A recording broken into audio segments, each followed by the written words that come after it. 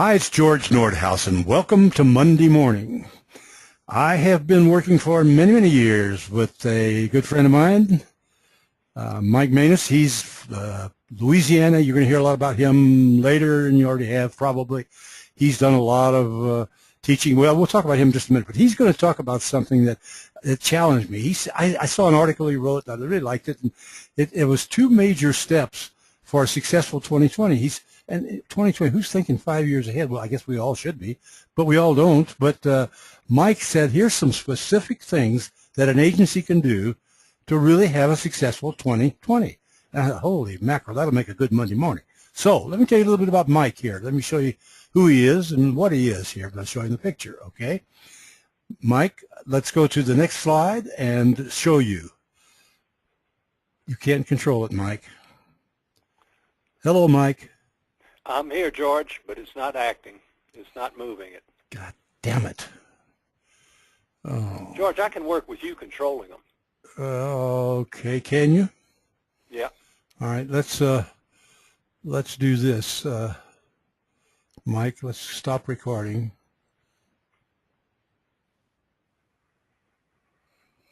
Hi, it's George Nordhaus. Welcome to Monday Morning. Interesting today because we have a kind of a different approach. Of course, I always say it every week, but it is different every week. We have Mike Manus. He's been working with me for many, many years, and tell you a little bit about him in just a second. Square One Consulting down in Louisiana. But I guess I first knew Mike when he was teaching at LSU. Well, at any rate, I saw a great article he wrote, and I zeroed in on it because he said people really ought to think about 2020. Well, we all do that, but we never really put a date on it. And Mike put a date on 2020. He said, I got a couple of ideas that people could actually take action now in an agency and prepare for that. So I thought that was really, really neat, still do. And we're going to talk about that in just a second. Let me tell you about Mike. Oh, let me go back a second here, just a second. Went too far. Okay, Mike was an agency manager for 73 to 93. He's a producer. He was at the LSU in Baton Rouge. I got to play down there before he was born, but that was another story when I played against LSU many years ago. But at any rate, he has done so much work in the industry that I won't go down this whole list with you. He's a consultant. He worked with the bank people for a while. As a consultant again. He's been a reporter all over. He's done recordings of one kind or another. I like the fact that he's a board member emeritus of the National College of Natural Medicine. Didn't know he was involved with all that. And the Doctor of Letters and all that. That's very impressive, Mike. But we like to call him the Cajun philosopher because Mike sees a different picture of the industry than a lot of us see. He kind of sees it from a distance. And as a consultant, he tries to get people to think, what is the future? So, Mike, I'm going to leave it up to you and let you tell it about there. What's this all about? Well, George, at its simplest, the Cajun people are happy people, simple people, and we just look forward and ask questions. But today, I'd say I love this slide, George. And I do too. This quote. I do too. When I get on the beach in my swimsuit, I look like the man there, even though I see in my mind's eye the fact that I'm a much better looking. Me too. The lady that I'm staring at is seeing me as I am. And I'd encourage each of us to realize we don't see things as they are. We see them as we are. And when we talk a little bit more through this and you say, Mike's crazy, what if I'm not? So just give me the latitude of listening to the questions asked and the comments made. Study it. Be honest with yourself, and then we can decide who's right and who's wrong. Oh, you can't ask any different than that. All right. Here's your organization today, and it is in a great divide. I don't care whether you have the best agency, the worst agency, or somewhere in between. Many, probably more than half of the people in your organization are deathly afraid that things will change. And some of the most progressive, younger millennials in your organization fear they won't, and that's the big divide. Boy, oh boy, and you hear it all the time. I love to hear it. You're big on culture, aren't you? I'm huge on culture. Culture is the house rules. It's what's tolerated. And for the first 10 years that I was consulting, I'd ask people, tell me about your culture, and we're going to change it. I've come to the conclusion that cultural change is an illusion at best and a delusion at worst. so to change the culture of your organization, you must either change the people or change the people. And this is a high-risk venture. What we're going to present through the rest of this morning's program is a safer way to do this. I got you. Work inside of today's culture. You are where you are, and you are who you are today. And seek efficiency and effectiveness. Be strong. As Drucker said, you want to create seed corn for the future. You want to be as profitable as possible because you're going to need that seed corn. You're going to need those profits to fund your new adventure. No question about it. And facilitate development of each of your current team to help them maximize their value in the future for themselves and with you or another opportunity of their choosing. Understand that every job in an agency is going to be changing. And if the number one concern of each of your staff is what's in it for me, and until they are comfortable and feel safe in the future, they're not going to go there. And so work on helping them develop the skills they need for the future, help them with their attitude, and be understanding that they are able to make the leap. I think this is, I love that. I think this is one of the most important things that you've ever said before, and I totally agree. Every one of our people are frightened. Oh, my gosh, what's going to happen and all that sort of thing. We've got to have them understand they're going to be part of the business. If they're not, and we can't run the business, we're having them maximize their value, we can't do it. And I've been beating on people for years on that, but I'm really learning a lot more about it. I'm working on a new business. We're going to be having a new project called INA, Insurance Needs Analysis Connect. And that's exactly what we're telling. Hey, this thing has got to have the ability, the top abilities of every person in the agency if it's going to work. And that's the only way they do it, and they're going to have to change, of course. And then you got to ask this question. Huh? George, it's about having people ready, willing, and able. If they're willing, if they're not willing, you need to work with them with creating an environment that motivates them. If they're not able, you need to educate them. Yeah. And if they can't do either, you need to just make an easy transition out of the system for each of these folks. Is each team member right for their role today? Determine what's needed to assure they're right for tomorrow. So this is helping them grow, but what you're really doing is you're making the future safe for them. You're making them better today. More importantly, you are preparing them for tomorrow. Boy, I love this, Mike. You're right on. And then, George, remember the skydiver we saw on the first or second slide. Yep. What you're looking for, too, is a team of pioneers willing and able to adventure into the future to design and develop an operating model for tomorrow. What you want is have those people who are wild-eyed come up with ideas. Outside, the agency operation continues. This is an extra project. They'll embrace it because they want to shape the world. That's your millennials, and that's a few of your other folks. I hope you're right. And George, the key here is to keep everyone aware of the process. Celebrate those who are working on today, making it more efficient, more effective, reinforce all the wonderful things they're doing, and so they will build in their confidence. And then have the other team, without rubbing people's nose in it, show them all the exciting things that are happening and let those folks gather their enthusiasm as their pace of change allows. I like that. So what you're suggesting now is that they set up teams in the agency. You know, I never heard this before. I've never known anybody to do it. 2 teams, huh? Right, George. What about? And one team is the today team. Efficiency and effectiveness, and we'll go through some steps in a second. All right. That address some of the issues they need to address. Right. Second team is to go design. The today team is about a to-do list of what's right to do today. The tomorrow team is about designing a blueprint for tomorrow. Boy, I've never known an agency to do that. I like this. Most of them try to say, okay, this is the future and we'll do the thing and everything else, but they don't do the today part, I guess. At any rate, today we have a little bit different situation, don't we?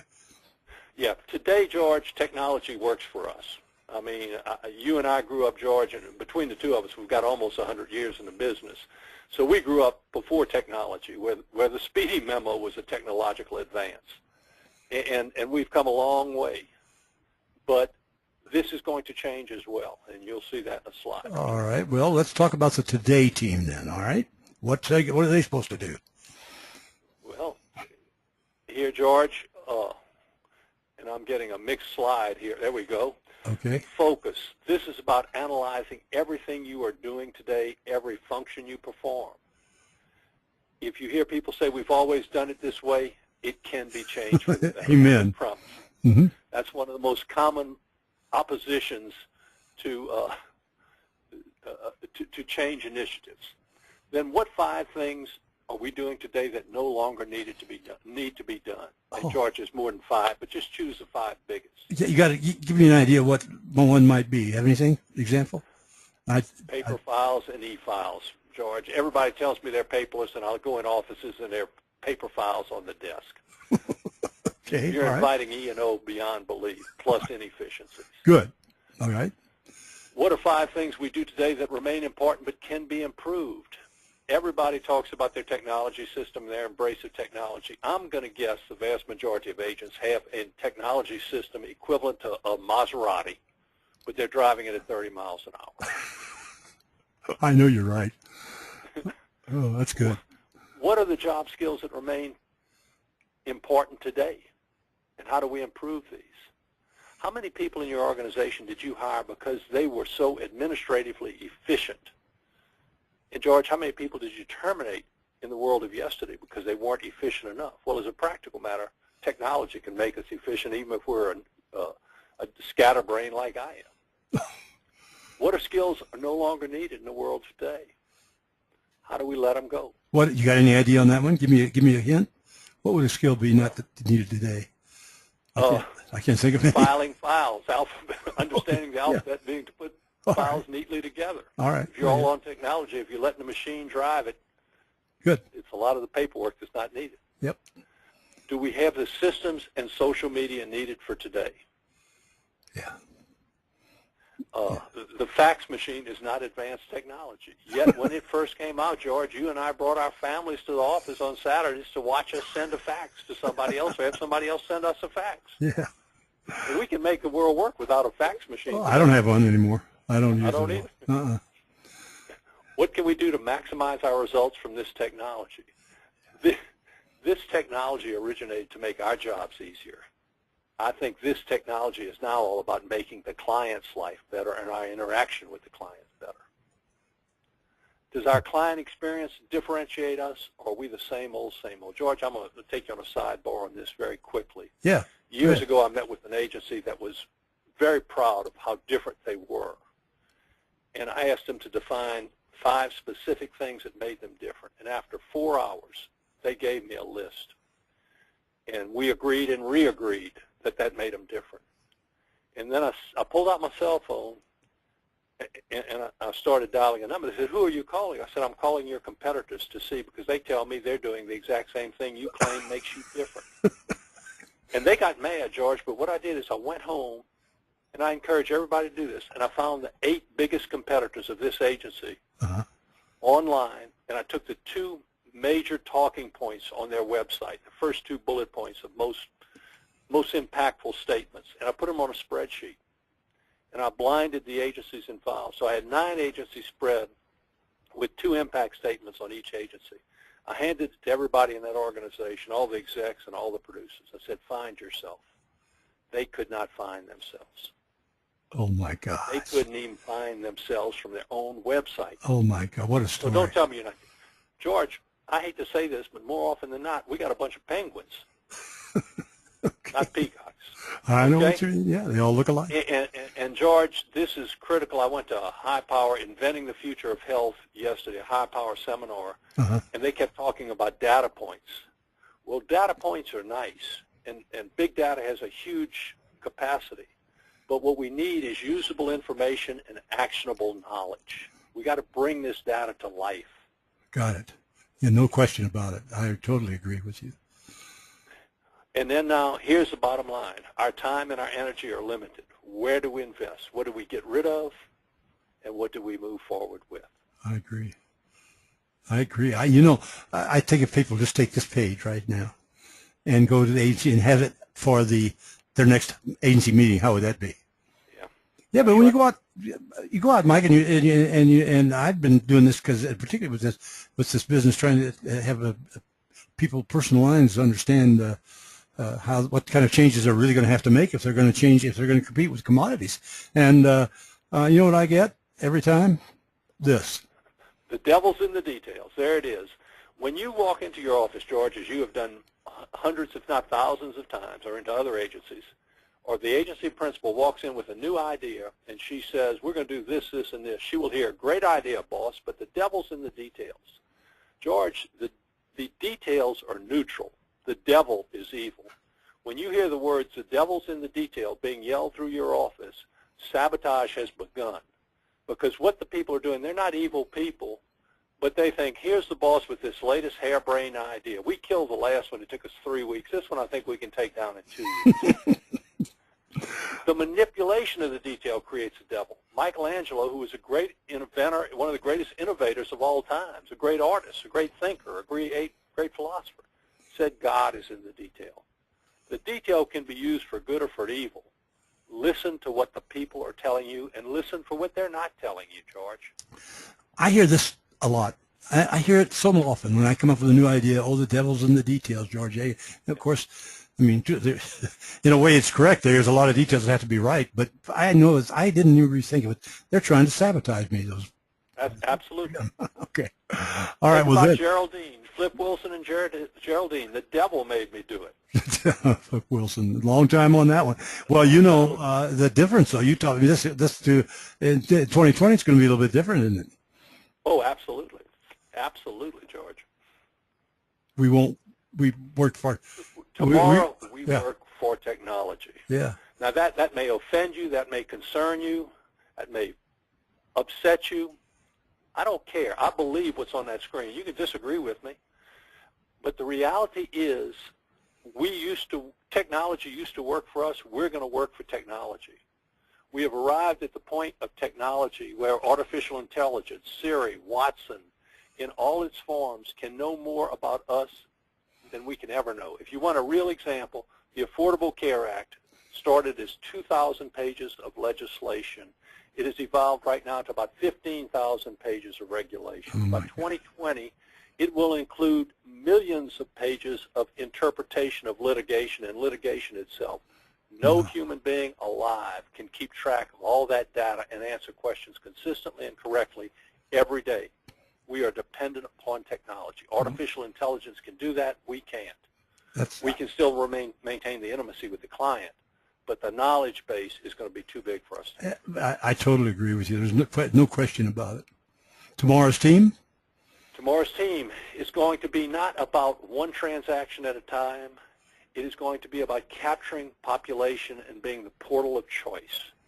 And the next item is the most important, and I think we pay lip service to this, but I don't think we do it as well as we could. It's about client and affinity group intimacy. It's about a finger on the pulse of each client and an ear to the ground of the marketplace. George, your studies, your articles on Geico and the advertising world, we can't out-advertise the direct writers, even if they're our own companies. But what we can do is we can give a warmth to the transaction, a warmth that is a relationship. And we can anticipate needs. Big data gives us all the power we need, but we have to use it.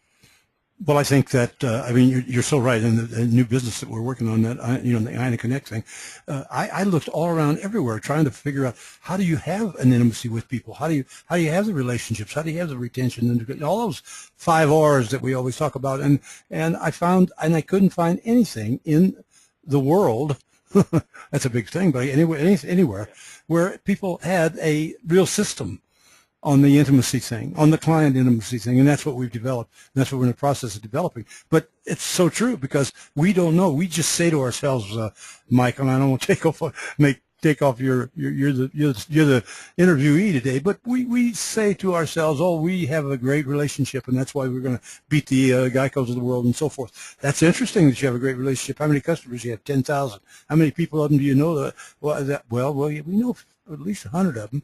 You know, that's what you get, and they really have not made the thing to any formalized approach, and we've got to do that with the automation that we have available, don't you think?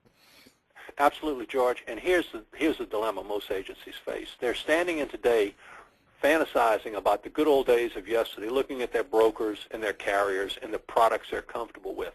and they're occasionally looking over their shoulder to the future. The buyers are changing. We need to turn and face the buyers.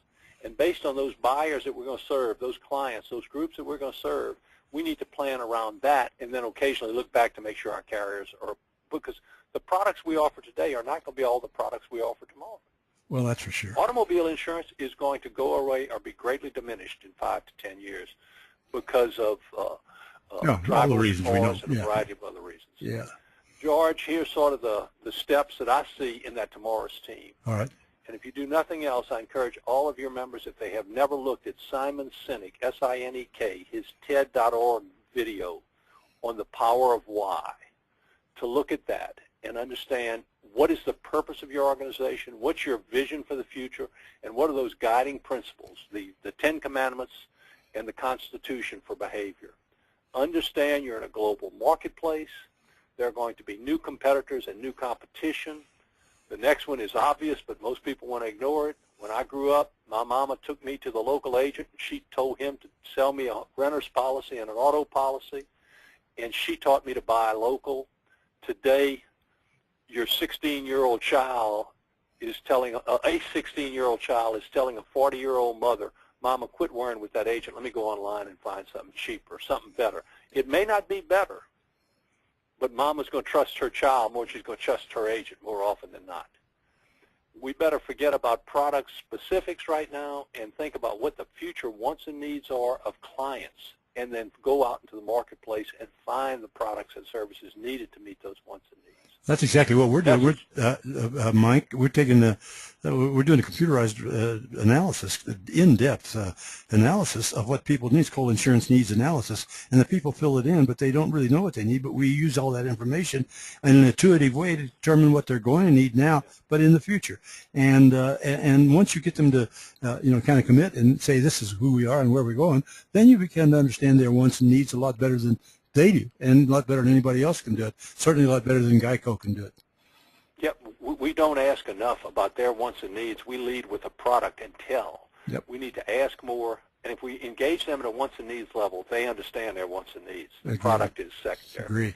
Tailoring message and media, because what you're going to do with a 60-year-old or a 67-year-old guy like me, and what you're going to do with my 35-year-old son or my 12-year-old nephew are totally different. And that 12-year-old nephew is buying insurance for somebody today, even though you don't realize it. That's for sure. We need to go to price-driven costing. Drucker said years ago, consumers don't see it as their responsibility to guarantee manufacturers a profit. He said, we've always added our cost and put a profit on top, and that's what we want to charge. Today, there's a price the market is willing to pay, and it ain't going to pay any more than that. Your job is to innovate your processes to come in profitably under that price. Amen. And that's tailoring those delivery systems for profit. Yeah. And then the next thing is not to run from innovation, but to understand it's real and look for disruptive innovations. What can you do different? Yeah, that's totally true. Let's, on our last slide here, this is what you're suggesting the 2020 team actually do. Let's get it for us. Yeah. Scan the horizon of the world in technology. Look outside your comfort zone. Leave your office and look to the horizon. When you're sitting in your office, you've got a line of people waiting to tell you about their problems. You couldn't find tomorrow in your office if you had to. So look outside your comfort zone. Everybody's running full speed to this wall we call 2020. We're going to jump the wall. We don't know if there's alligators or unicorns over that wall, George. You're right. Determine will place matter. I have agencies talking about building new offices. Is your community going to be viable tomorrow, 5 years from now? Will time matter? Working 9 to 5 is over unless you're Dolly Parton. The marketplace is open 24 hours a day, 7 days a week. Yep. The cultures and generations of buyers and those who influence decisions. Remember those teenagers shopping for mama. What are your talent needs? I believe your needs tomorrow will be communication, technology, insurance. A lot of stuff we do today is not going to be necessary. What will the client needs be? How can you deliver solutions profitably? Shift your focus from products in the past to needs in the future. I like that. What are the demographics and psychographics? Have you sat down and looked at the demographics of the communities you serve today, age them out 5 years, age those businesses out that are important to you today? How many of those businesses are even viable? There are a lot of industries that are going to be gone. Yep. If you've been insuring coal miners forever, you may very well have a short life left in your agency. What industries are growing in ascendancy? What industries are in collapse or decline? Focus on these. Think through these. You have time to adjust. But if you get 5 years out to discover, look, we went through an oil bust in the early 1980s in Louisiana. Oil went from $40 a barrel to $5 a barrel. The joke down here was that the only difference between a pigeon and a Louisiana oil man is a pigeon could still make a deposit on a Mercedes. Oh, God. Only you Here's guys. reality, folks. You may be the best agent in the country for a certain class of business, but if that class of business doesn't exist 5 years from now, Amen. amen. Amen. That's what they'll say at your gravesite. How do you manage in a virtual world? No time, no place, and nonverbal. 35-year-old guy who's bright as they come had lunch with me one day. He said, how are you going to sell insurance in a nonverbal world? I looked at him like he was crazy. He said, Mike, I work with the Veterans Administration and some nonprofits and some foundations, and we've discovered that 20-year-old veterans with post-traumatic stress will not seek counseling face-to-face. I've helped them create crisis chat. And if I can counsel people with a serious condition by text, I can sell them insurance nonverbally. Good. And George, big data. Bottom line is, what manufacturers know about us because of our activity on the internet speaks volumes to the world and the power of big data. And if you can't understand your clients and anticipate their wants and needs, your ability to be viable in the future is limited. Boy, that is so important, and I know that a lot of people just don't really understand it totally. I don't. I've got to learn a lot more about that myself. Mike, this is great stuff. I won't keep our listeners any longer. People should take that list, incidentally, back, as we've just talked about. And anyhow, carpe diem, that's what you're, mañana, huh? What? That's carpe mañana. Yep. Carpe diem when I was growing up, and it was about seize today. Yep. Today is too fluid. We're trying to grab Jell-O today. Let's seize tomorrow, as Drucker said, and I think people may think I'm full of BS. They're probably right, but Drucker's a respected mind. He said the best way to predict the future is to create it. I encourage each and everyone listening to go discover the future as they perceive it to be and attempt to create it. Beautiful. Because if they don't, there's no chance of success. There's a risk in trying to create a future, but it's a hell of a lot less than the risk of doing nothing. I love it, Mike. You've challenged us today. I love this today. It's right on. It's right for the future. Timing couldn't be better. Now it's planning for next year. Good timing, good everything from you. Keep them coming, will you? Don't stop. You've been around a long time, but don't stop. We need what you got to say for us, okay? And George, as a closing comment, I know I've probably made some people's heartburn, but have a happy Thanksgiving. It is still a good industry and a good life. Amen, brother. Okay, guys, don't forget you can go back to the email and get into the quiz flash and those other things you can get, and you can also, of course, go to the archives. Mike, thanks again, and I'll see the rest of you next Monday morning.